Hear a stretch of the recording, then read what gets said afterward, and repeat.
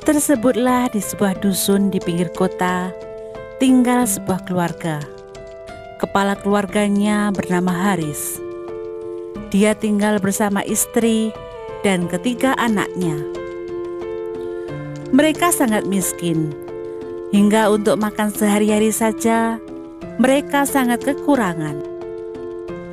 Haris hanya mengandalkan hasilnya mencari kayu bakar di hutan yang kemudian dia jual ke pasar.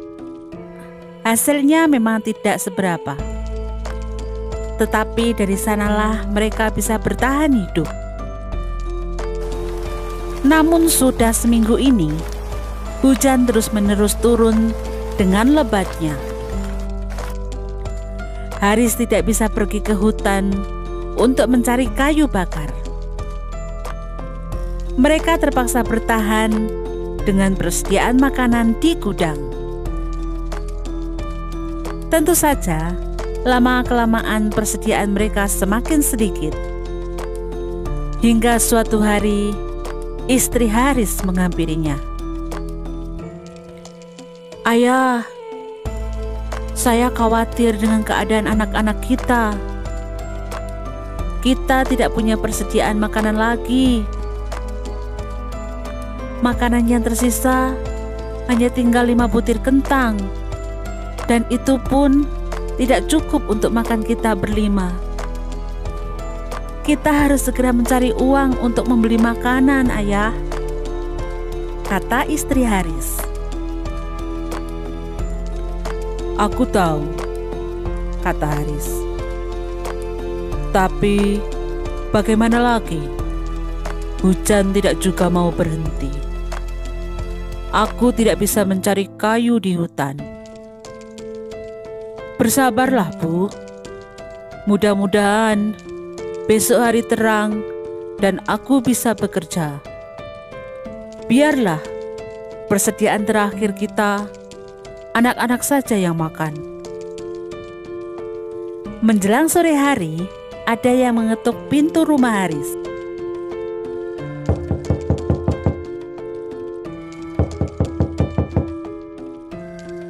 Ternyata seorang pengemis tua yang basah kuyup berdiri di depan pintu rumahnya. Pengemis itu tampak kedinginan. Haris segera menyuruhnya masuk supaya terhindar dari hujan. "Terima kasih, Tuan," kata pengemis tua. "Saya sudah berhari-hari kehujanan. Tidak ada tempat untuk berteduh dan perutku lapar sekali. Kalau boleh, saya ingin meminta sisa makanan untuk mengganjal perutku." Haris terdiam. Dia kasihan sekali melihat pengemis tua itu. Tapi mereka tidak punya persediaan makanan lagi. "Sayang sekali, aku tidak memiliki sisa makanan. Karena saat ini kami pun sedang kekurangan makanan," kata Haris. "Oh, kasihanilah saya, Tuan. Sudah 3 hari ini saya belum makan," kata pengemis. Haris merasa sangat iba.